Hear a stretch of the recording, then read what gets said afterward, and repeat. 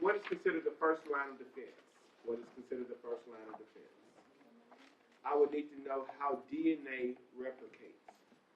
The leading strand versus the lagging strand. I need to know what organelle will absorb nutrients in the small intestines. What organelle will absorb nutrients in the small intestines?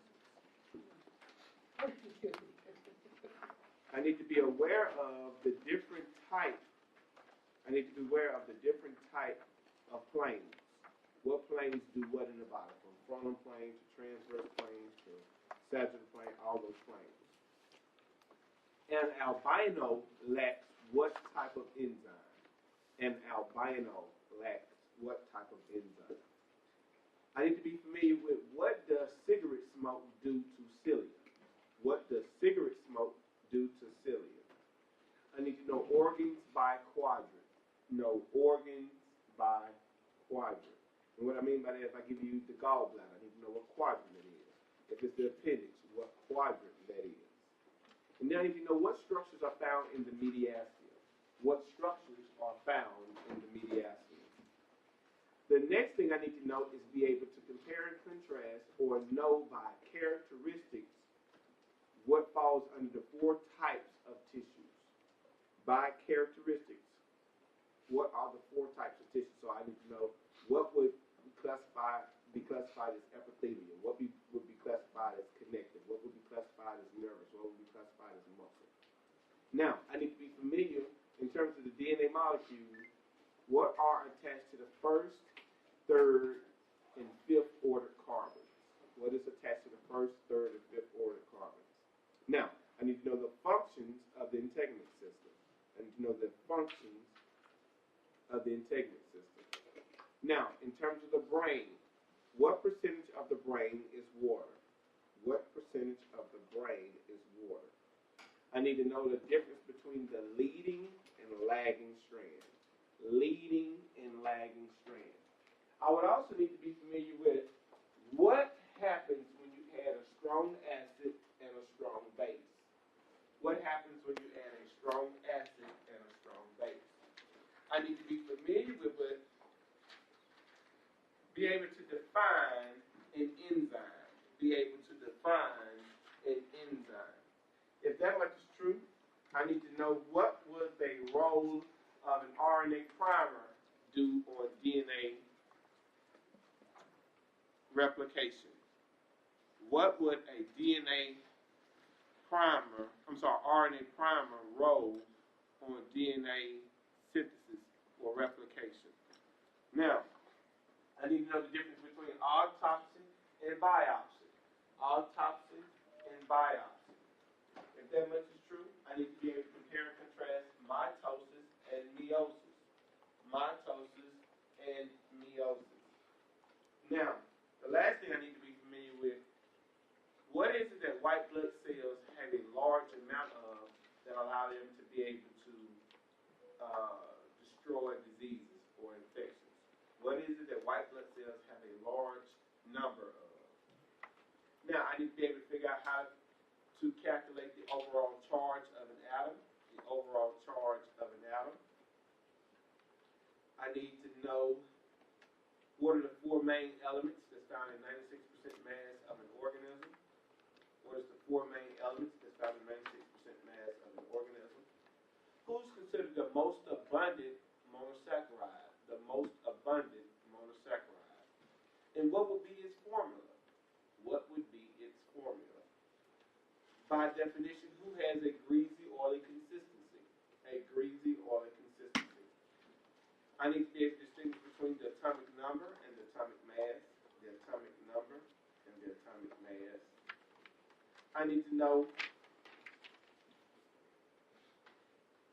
the visual pigment retinol, what is that derived from? The visual pigment retinol, what is that derived from? I need to know pH. What is pH? What happens if the pH is below 7? What is that considered? Now, I need to know what protein waterproofs the skin. What protein waterproofs the skin? I need to know who's considered the base and building blocks of proteins. who's considered the basic building blocks of proteins. I need to be able to distinguish non-essential from essential amino acids. Non-essential from essential amino acids. I need to be able to differentiate between stable cells, permanent cells, and labile cells. What are those, Mr. Gilmer? You're going to talk about them in just a second. I need to know the difference between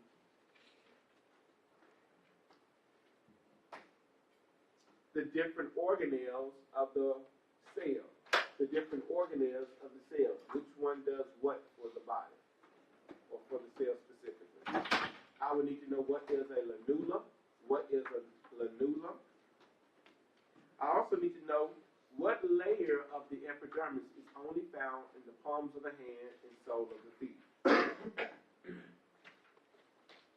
What layer is only found in the palms of the hand and soles of the feet? I need to know what is cystic fibrosis. What is Tay-Sachs? I need to know what are antioxidants as they relate to free radicals. I need to know the germ layers, endoderm, mesoderm, and ectoderm, and what is derived from them. I can't stress this enough. The second slide in your PowerPoint that says oxygen, carbon, hydrogen, nitrogen, calcium, sodium, magnesium, chlorine, and iron. I need to know that. That slide is responsible for at least 15 questions on this exam. At least.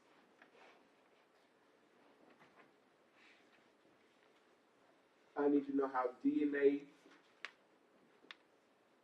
is replicated. I need to know specifics about leading and lagging strands.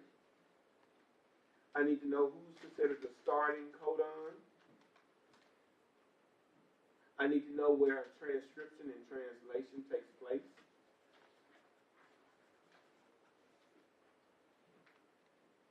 I need to know what is gel electrophoresis. What is gel electrophoresis?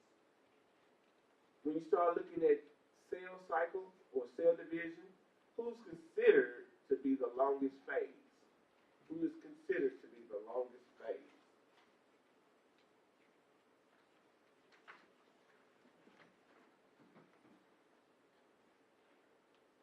I need to know the most important stage of the repair model, the most important stage of the repair model.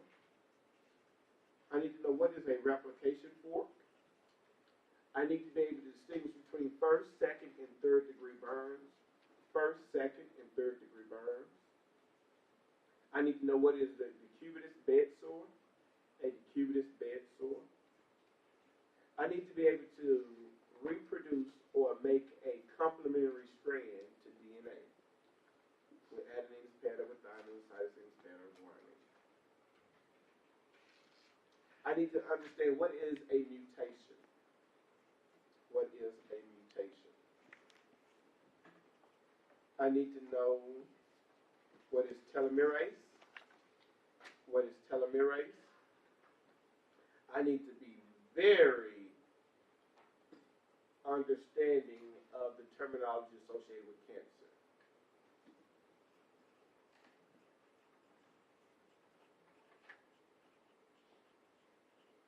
And I need to know the layers of the epidermis from outermost to innermost.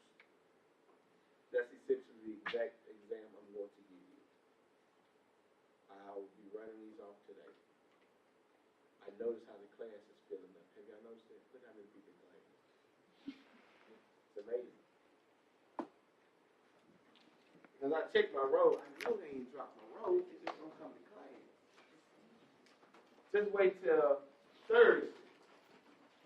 Standing room only. And they was expecting to get this on Thursday, that's why I did it today. Because you ain't gonna see no empty spaces on Thursday. I got something else for them though. Might put something extra on the test. So make sure you're studying details. I'm going to go over this in 30 minutes. This review will help you tremendously for the lab practice. If I were you, I would pay close attention.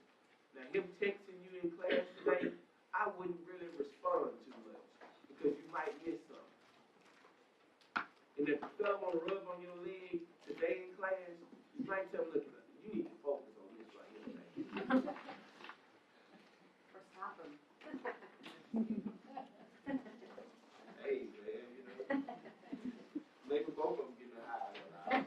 So now we get to talk about histology, and we're going to be talking about it from a very different approach. Reason being, this is going to help us on the lab practical, I can assure you on it. There's going to be several things I point out that is directly on the lecture test. Everybody with it? So this is going to help us both lab and lecture.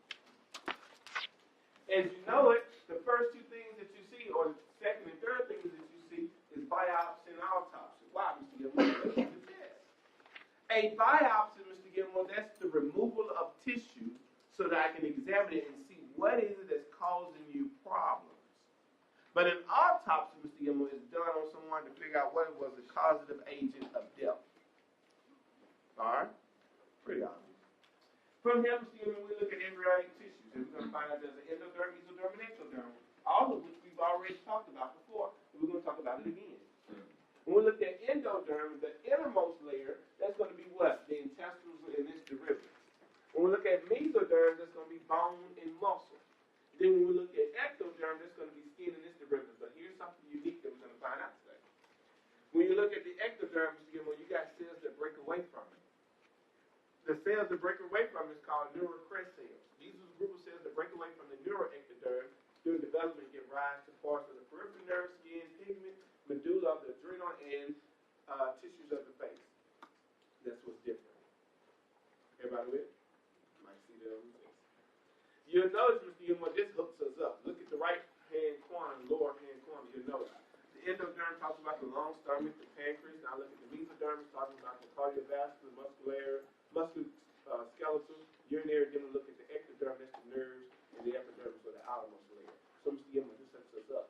Simplified, endoderm is what? Gastrointestinal is in its derivative. When you look at mesoderm, that's bone and muscle. When you look at ectoderm, that is the skin and its derivative. That makes it easy. Everybody with it? Good.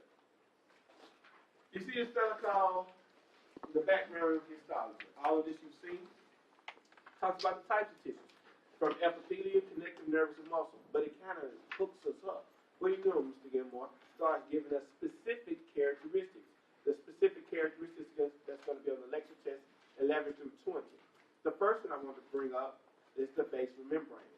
Epithelial tissues, Mr. Gilmore, have a basal membrane. Test question. Connective tissue, Mr. Gilmore, provides immunity. Test question.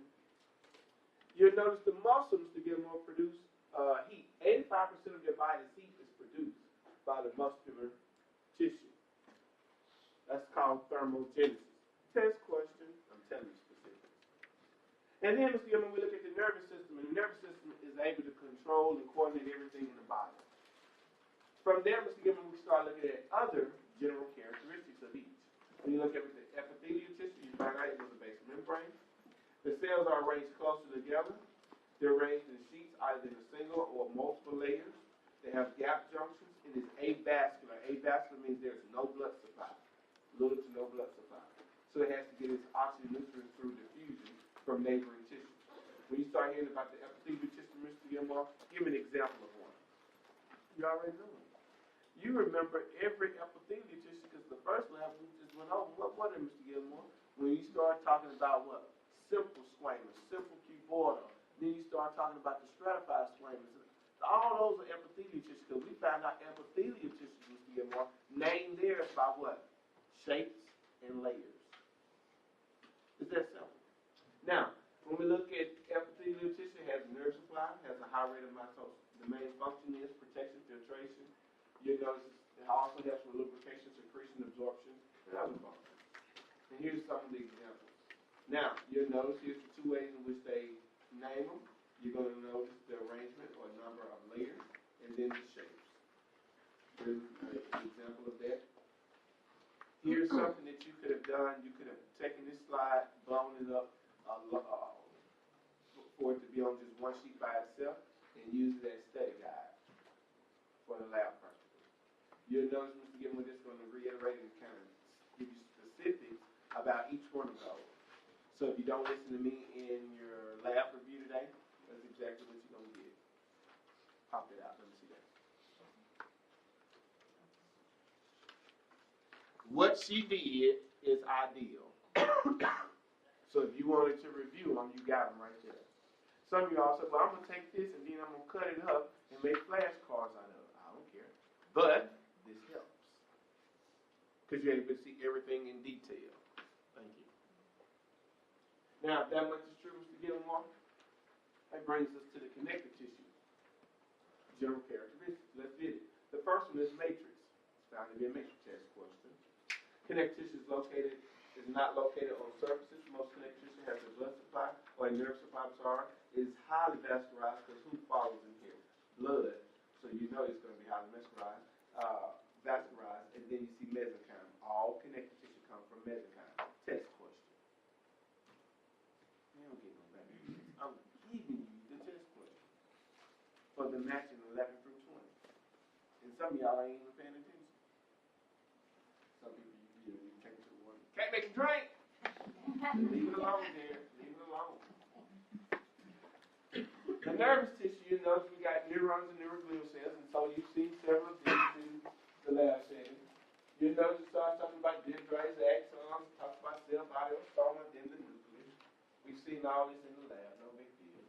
The one that you're going to remember is giant multipolar neuron, so we've been there and done that. And then you find out there's these neuroglial cells, aka neurites. Let's talk about them. The neuroglial cells, Mr. Gilmore, are similar or are neurites because they do not carry action potentials. They support the neurons in other ways. We found out, Mr. Gilmore, or what we're going to find out when we start talking about the nervous system, chapter 9 down the road. That's going to be on the final exam. You're going to notice we start talking about there's 4 types in the central nervous system, 2 in the peripheral nervous system. And you were going to find out some, Mr. Gilmore, they're responsible for making the myelin sheaths and things of that nature. But here's the catch. Let's find out something specific about the neuroglial cells.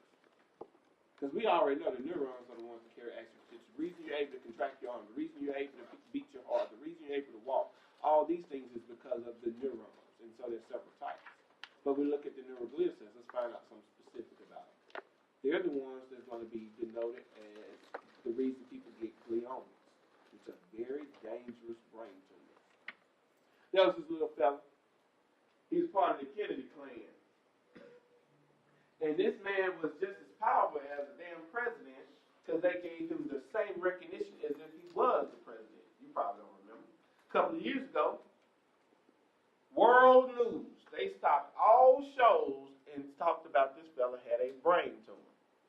Who was it? Ted Kennedy.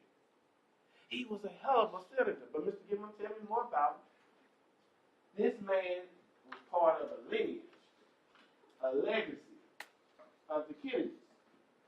He had been around through all of his brothers, but he had this brain tumor. There was this famous doctor who became famous, black surgeon, brain surgeon, who removed his brain tumor on his parietal lobe. Parietal lobe, we know, is for what? Reading, comprehension, thinking, all that kind of stuff, Mr. Gilmore. And this black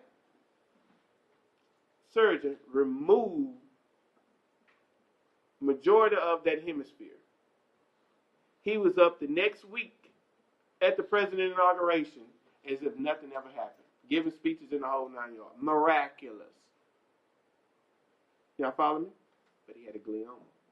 Gliomas are highly malignant and they spread fast. Talk about it, Mr. Gilmore. That's what it is.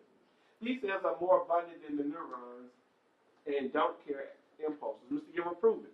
When you all looked at that slide, it's called what? Giant multipolar neuron. You saw these big old little things that looked like they was in the abyss, but you saw a whole lot more dots. Those were those dots. Let's look at it a little bit more, Mr. Gilmore. The different types of glioma cells, depending on what part of the body they are being studied, they perform a variety of functions, including support of the neurons. Mr. Gilmore, what's so special about it? We're going to get there. If these cells go bad, they end up producing what we call gliomas. Not good, not good. Not good. Now, Mr. Gilmore, let's go to muscle. We found out muscle, Mr. Gilmore, there are 3 types, skeletal, smooth, and cardiac. We also found out the fact that they are responsible for 85% of the heat produced by the body, thermogenesis. If that much is true. You can print out this slide on one, and you got everything you need on one. They hook us up. You'll notice, Mr. Gilmore, I'm able to pick this fella up top. Who is he?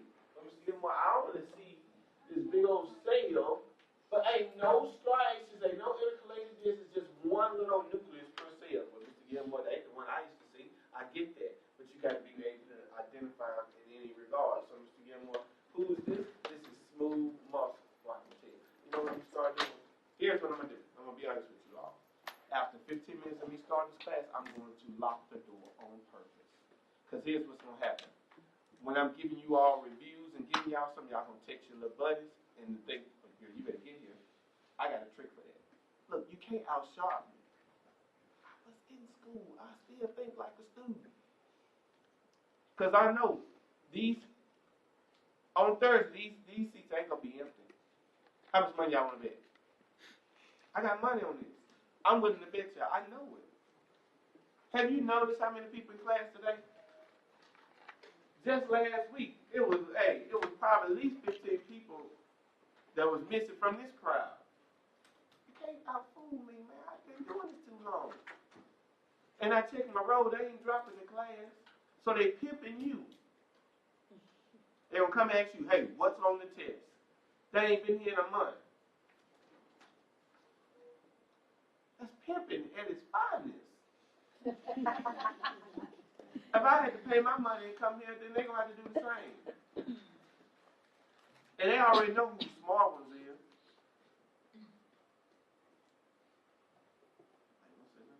I'm going to show y'all. I'm going to show you. You're going to think I'm being mean. No, I'm trying to help you.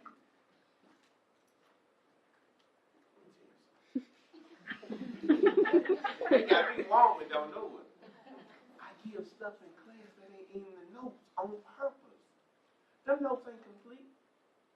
Have y'all noticed how much stuff you have to write in addition to those notes? They look like it's already complete. They ain't complete. My stuff up here. So if you don't come, you don't get it. Then you looking at me, how could I have failed this class? Hell, because you didn't come to class.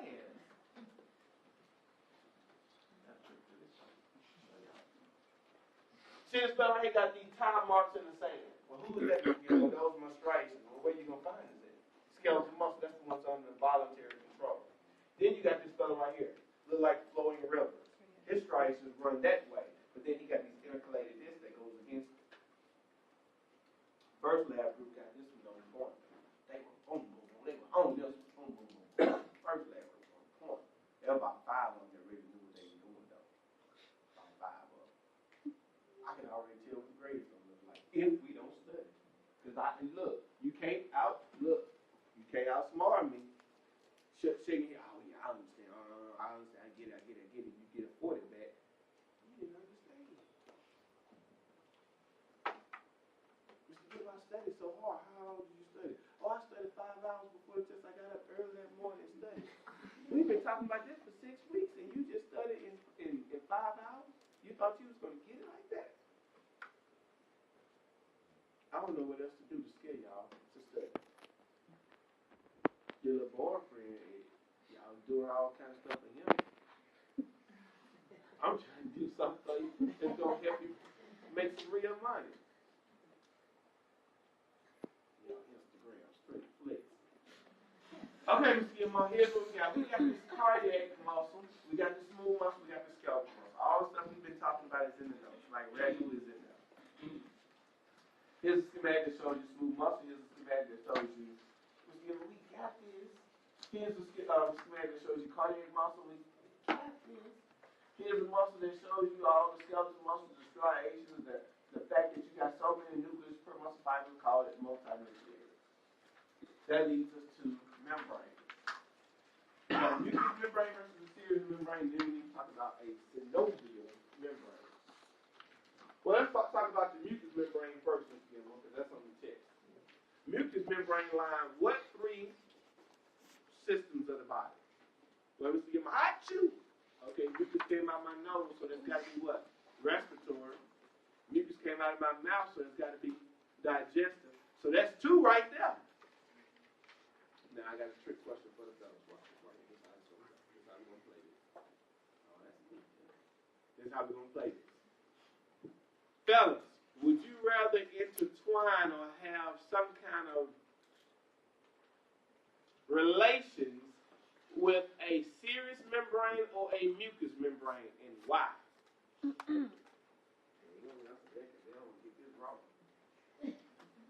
And one of them would take all the skins off your genitalia. Mucous membrane. Mucous membrane. There you go. So, Mr. Gilmore, what's the third one?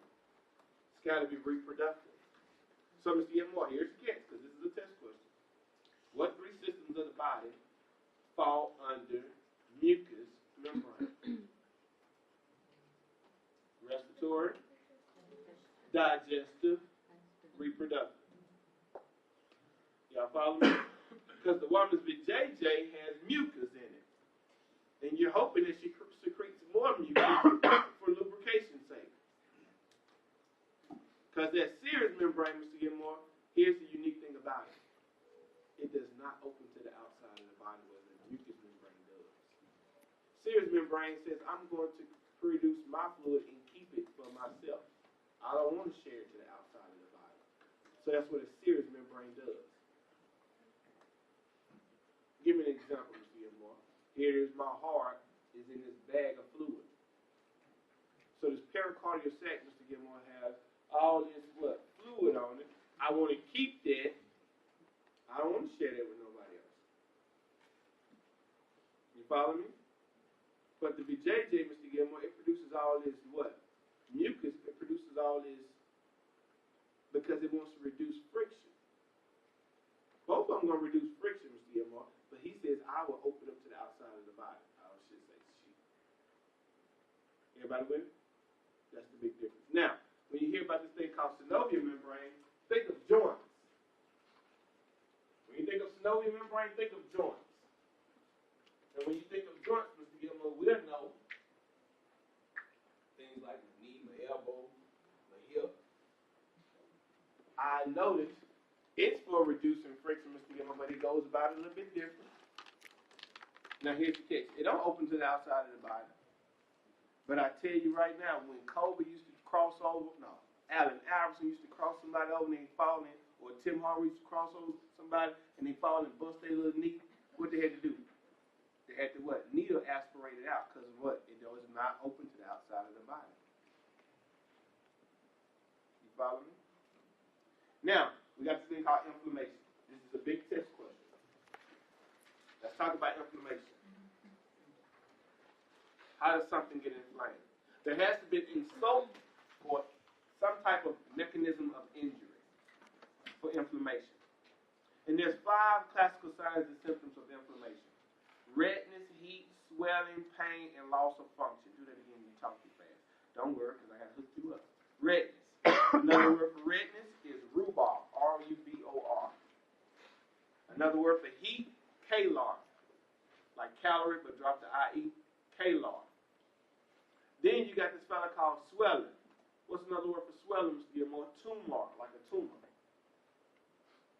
Then we got this fella called pain. Well, his name is Dolar, D-O-L-O-R. And then the last one is just what? Loss of function. So those are my what? 5 classical signs and symptoms of inflammation. But we ain't done with inflammation. Because we know there's 3 phases to inflammation. And the most important stage, or the most important phase, is the inflammatory. That's immediately after onset or insult. After that, Mr. Gilmore, and it lasts up to 48 hours up to 72 hours. 2 to 3 days. That's the most important stage. Prove, Mr. Gilmore. After Allen Iverson crossed somebody over, what's the first thing they do when they get into the sauna? Oh, man, it's sweating. So guess what they're going to do?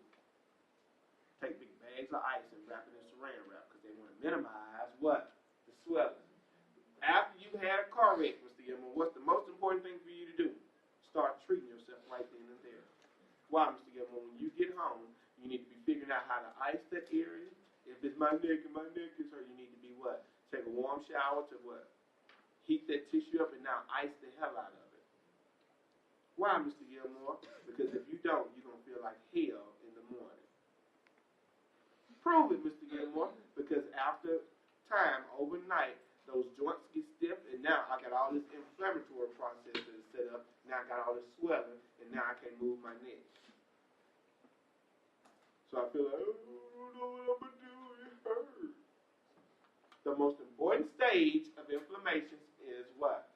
The inflammatory. After the inflammatory phase, Mr. Gilmore, it lasts up to 2 to 3 days. Now I go to what we call repair or proliferation phase.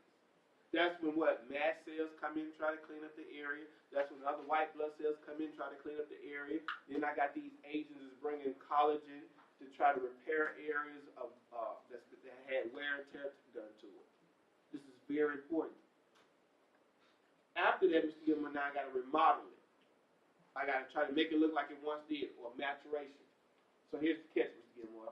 To understand this, I need to know the AKA terms, proliferation and repair, same thing.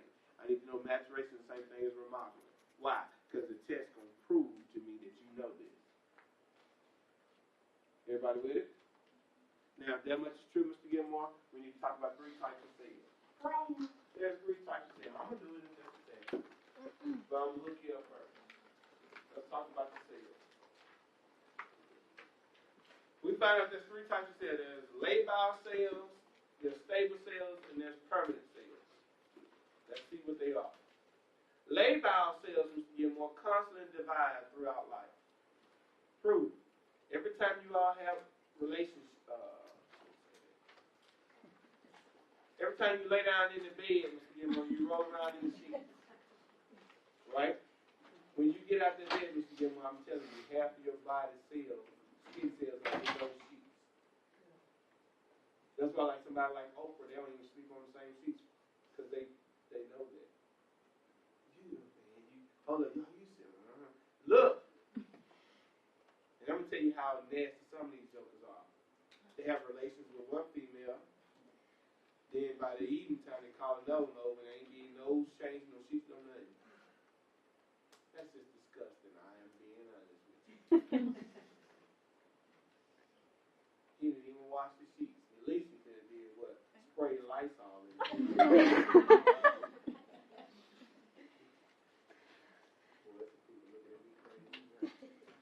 Y'all don't like honesty, I can tell you.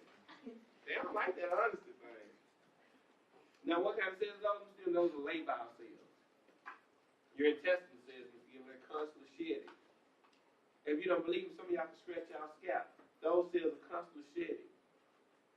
Those are labile cells. The second type of cells, we need to find out, are called stable cells. These cells divide, but they do it at a slower rate. I'm giving you an example. Let's say, for instance, I had one uncle. He passed about a month ago. But let me tell you about this uncle. Because it was 9 of my dad had 8 brothers. There was 9 of them, all boys. I don't know how my grandma survived, but she used to beat them with anything she get her hand on. But let me tell you. My uncle that passed a month ago, let me tell you about him. And my dad the same way. They wake up drinking, they go to bed drinking. My dad drinks so much, it don't even bother him. Like, he don't even get drunk. Just be real with you. See, people don't take real. I'm being real with you, but let me tell you about it. If he was to go to the doctor, like my uncle did, my uncle went to the doctor and said, well, look here. Half of your liver is disease. You have what they call cirrhosis of the liver. It's disease. He tells my uncle, look here. We can help you. Here's what we need you to do, though. We need you to stop drinking. Now, how you going to tell alcohol to stop drinking? It's hard. But here's the catch. We're going to go in and operate it. We're going to remove half of your liver. If you stop drinking in 3 to 6 months, your liver is going to be 85 to 90% its normal size. It's going to grow back. Are you serious? It's like a lizard. You're going to cut the tail off and it's going to grow it back. It is. Because these liver cells are called hepatocytes. And hepatocytes are an example of stable cells.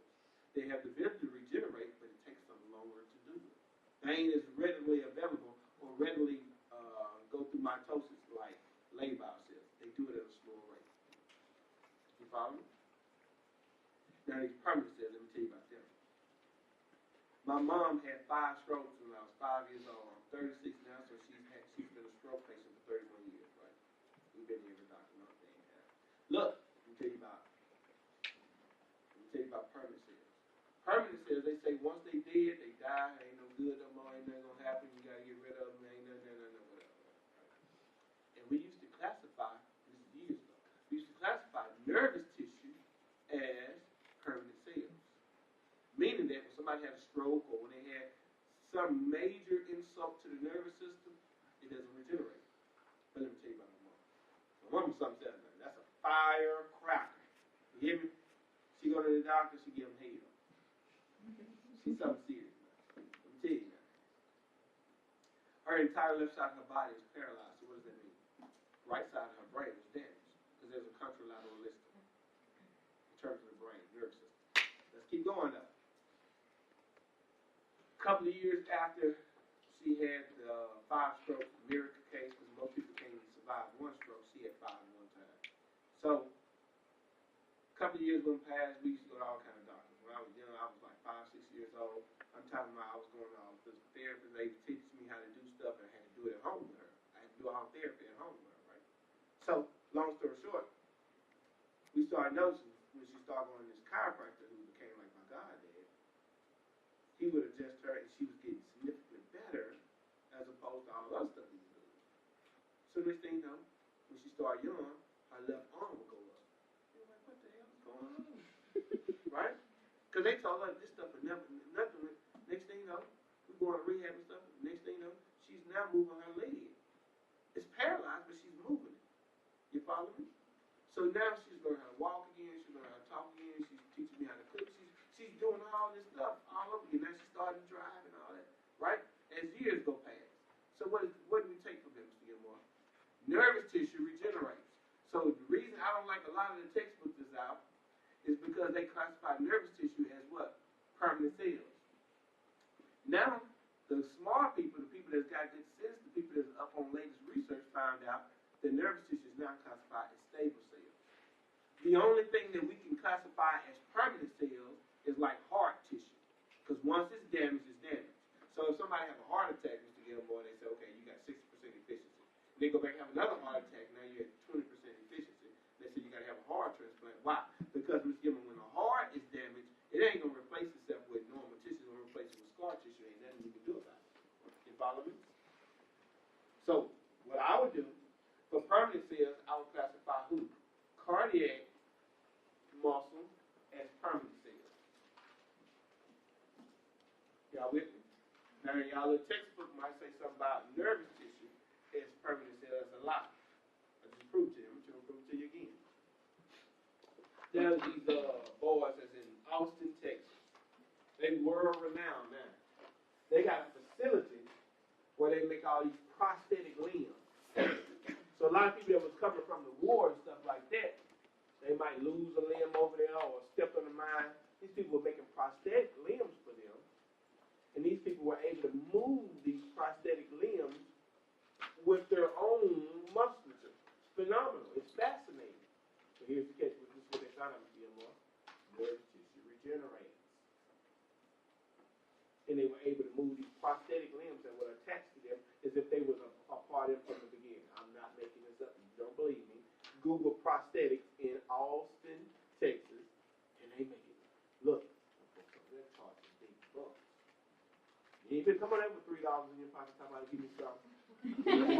Oh, you got to pay for them. And they got the latest in research. I'm talking about state of the art. Now, we done with histology. What does that mean, Mr. Gilmore? We about to move on to integrity. What are you trying to tell me? Once we done with integrity, guess what we're going to be talking about doing? Test. So guess what the test looking like it's going to shape up? Next week. How so, Mr. Gilmore? A week from your last practice, I'm talking about having a test. So here's what I want to do. Go to your calendar. And however you answer this, that's how fast or slow I'm going to go. And then y'all get to vote. We're going to make this thing work. I already know this. So Today's date is the who? 23rd. Here are our options. Y'all see that thing that says 30th? You see that thing that says the 2nd? Y'all see that? Now, I'm thinking about the 2nd or the 7th. Which one you want? I want you to think about that.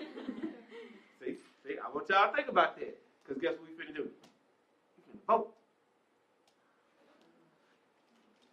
Look at your calendar. You see that thing that says the 2nd? And then you see that thing that says the 7th.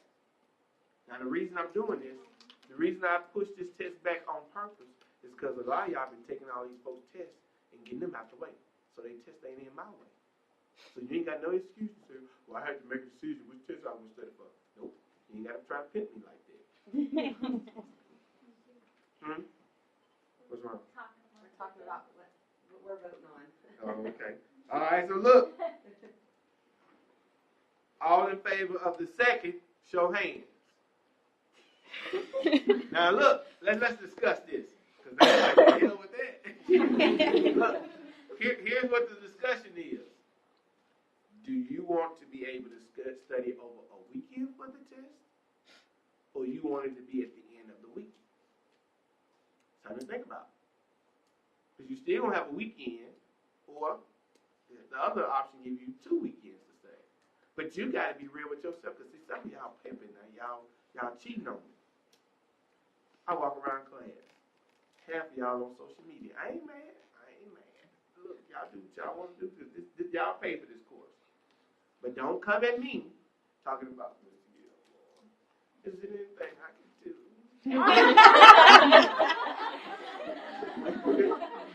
I'm going to hurt your feelings. So if the girls do that, what do the guys do? Huh? If the girls do that to you, what do the guys do? Nothing.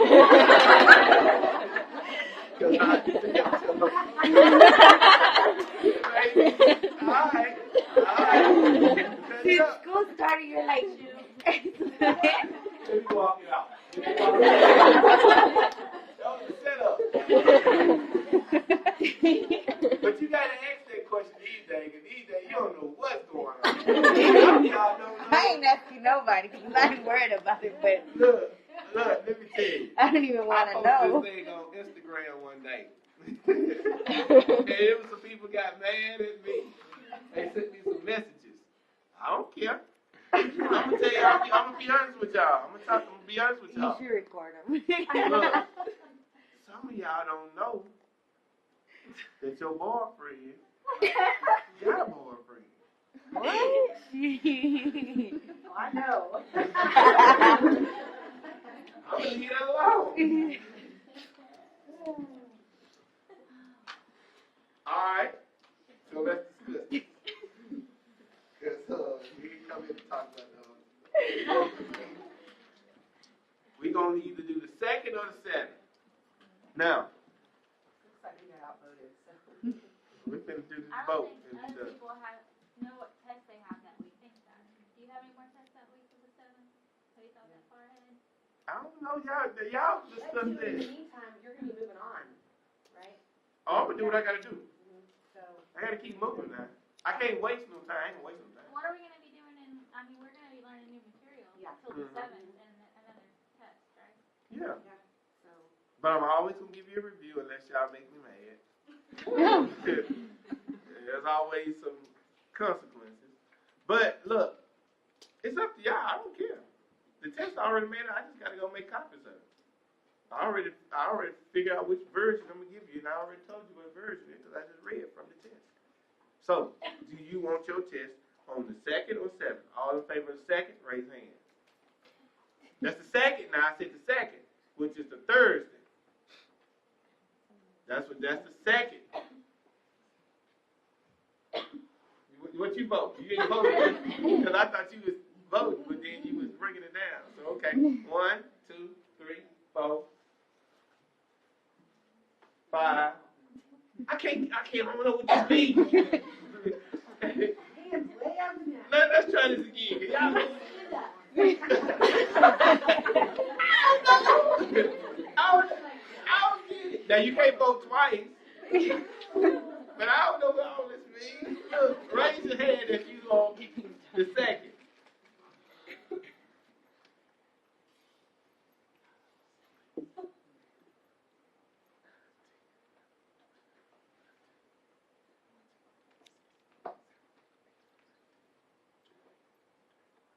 Okay, that's 21. Put the hands down. We got 21. We got 21. And all in favor of the 7. Ooh.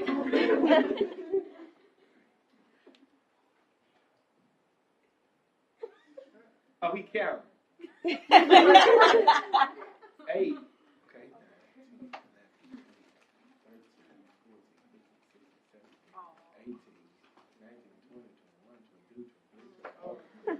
Stop counting.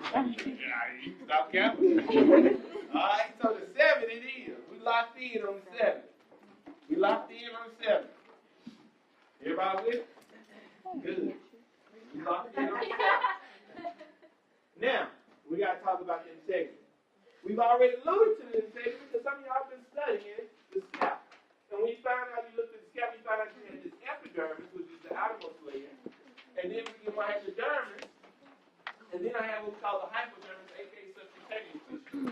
If that much is true, we found out the epidermis has 45 layers depending on the section of the body. And when we say these 45 layers, we're talking about stratum. Now, if that much is true, Mr. Emma, we look at the hypodermis. And most of y'all have investigated the hypodermis to a T.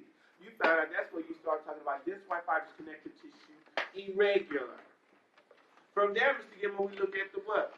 Hypodermis, which is what? Subcutaneous tissue. That's where somebody says, I'm going to push your way into the white meat.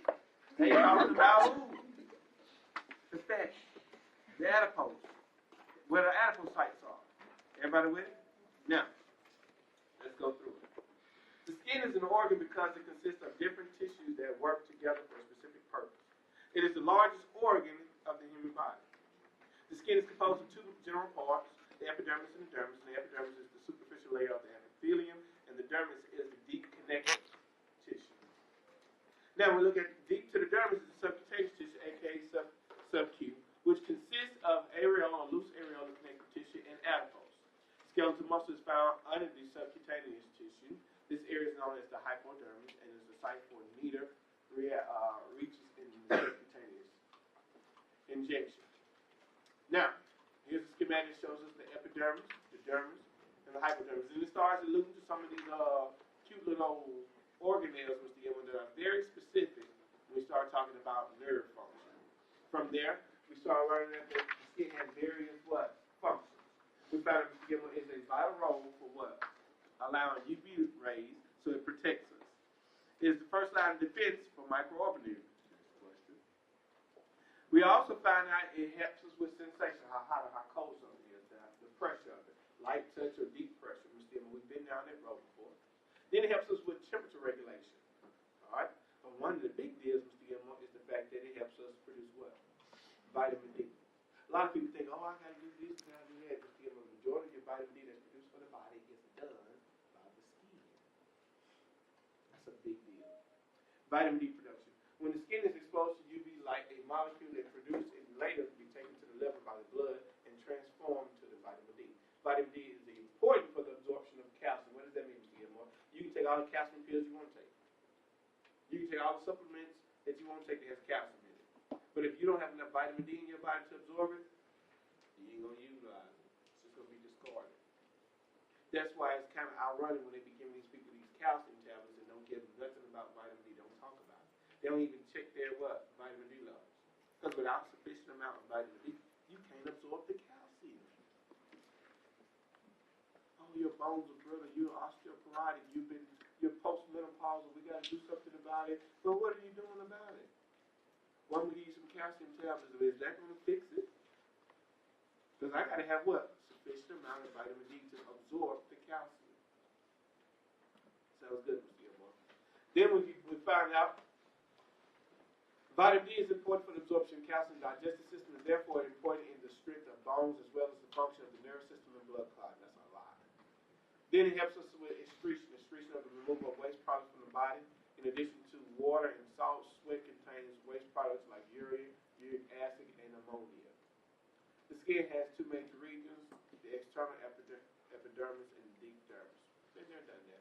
found out the epidermis, Mr. Gilmore, is stratified squamous epithelium keratinized. We went through that just the first lab group, and second lab group, I'm going to do the same. It contains different cells, including Merkel cells, which are responsible for light touch. That same thing is myosin or corpuscle. And then Langerhans, which are involved in the immune system. You found out there's two main types of keratinocytes and then melanocytes. Let's look at keratinocytes. Comprise 90% of the epidermal cells. These cells produce the protein keratin. What does keratin do? It waterproofs the skin. We've been talking about that in the lab for 5 weeks. That's a really big deal. In addition, we found melanocytes. What are melanocytes? Melanin. Okay. So it produces the pigment melanin. Melanocytes exist in the lower portion of the epidermis and transfer their melanin to keratinocytes by pinocytosis, which means what? Cells that like to what? Engulf water. So, Mr. Gilmore, this is epidermal layers. These are the 5 layers that's found in the epidermis. Now, Mr. Gilmore, the 5th layer only shows up in what? Palms of the hand and soles of the feet. Which one is that? You don't get that. You find the outermost layer is the corneal layer. The stratum corneal layer, Mr. Gilmore, is the one that gets agitated, and if it gets agitated on your feet, you develop these corns as a result of it. So they call it stratum corneum. Now, Mr. Gilmore, the stratum corneum, not only does he produce corns, Mr. Gilmore, but he is the one, when you start putting too much stress on a specific area, like say for instance legs, you all do this all the time and I don't understand it. You all would wear a shoe that's too small because it goes with that purse or with that dress. And you'll sacrifice your feet, knowing that's your foundation. I don't get it. I don't get it. You already running heels, and now that little heel got the little pointed toe on it, and it's killing that little pinky toe. Killing it. I can't believe you said that. I said, y'all don't like honesty. And then next thing you know, you see this thing that's developing on your pinky toe. And the little lady trying to clean your feet looking at your toe like. That's because you put too much stress on that pinky toe. And that pinky toe starts developing a corn, and that's coming from the stratum corneum layer. And then you got the stratum lucidum layer, Mr. Gilmore. What's that about? Here's the catch. Lucidum, Mr. Gilmore, is only seen where? Palm of the hand and sole of the feet. Proves it. You got this lotion that's called Luciderm. That's probably a good lotion. Why? Because it can get to that layer. The best lotions, Mr. Gilmore, don't run out the bottle. The best lotions are real thick, so when you apply them to your skin, it changes your whole skin texture. Makes it feel totally different. And for some reason, women like to use the good lotion when they get close to their boo. Because you want him to feel, give him something he can feel. But look, the thing about it, Mr. Gilmore, you need to be doing that all the time. Now, some women put on lotion all day throughout the day. But you as a nurse, you need to be thinking about that. Because see, I'm going to tell you what y'all be doing. Y'all have to wash your hands for sanitary reasons all the time, in and out of different patients' rooms. In addition to that, you all be using those what? Those hand sanitizers and foam. That stuff is harsh chemicals. You follow me? So you need to be mindful of that. You got to do something to replenish all the nutrients that you're washing away. And you wash your hands constantly. That's a big discussion in the medical arena about that. So you got to find a lotion that's able to help you replenish. In addition to what? Eating right. Most of the fruits and vegetables. Then you got granulosum, spinosum, and basal. You got to watch spinosum and basal layers. Why? Those two layers, Mr. Gilmore, that's where 2 of the major cancers come from. What you mean, Mr. Gilmore? When you hear of basal cell carcinoma, that cancer comes from the stratum basal layer. When you hear about squamous cell carcinoma comes from the spinosum layer. That's why I tell you got to watch it. Everybody with it? Good. Here's a schematic that shows a lot of things that we just pointed out. No big deal. You know we got all these layers: corneum, granulosum, spinosum, basal. Mr. Gilmore, you missing one? Yeah. Who am I missing? Lucidum. Because he's on found where? In the palms of the hand and soles of the feet. You follow me? He ain't all over the body. He's only found in the palms of the hand and soles of the feet. Now, here's a schematic that shows you what? Lucidum present, and he's right under cornea. Everybody with it?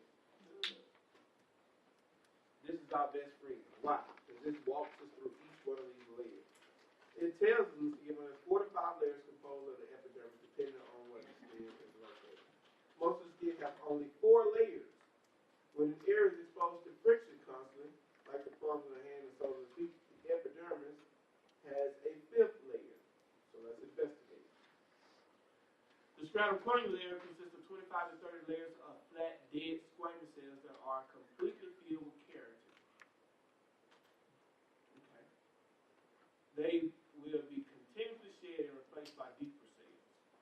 The lucidum layer, Mr. Gilmore, found only on the palms and soles. That's your test question. Then we got this granulosum. Keratin begins to form in the nuclei of the keratinocytes begin to degenerate.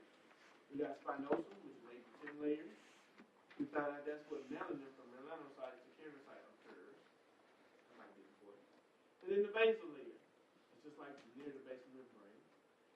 The single layers of the stem cells that continue going through mitosis, producing new keratinocytes. Melanocytes are found in this area. These cells multiply, producing keratinocytes, which push toward the surface of the skin. The nuclei will eventually degenerate because of the cell is moving further away from the oxygen and the nutrients.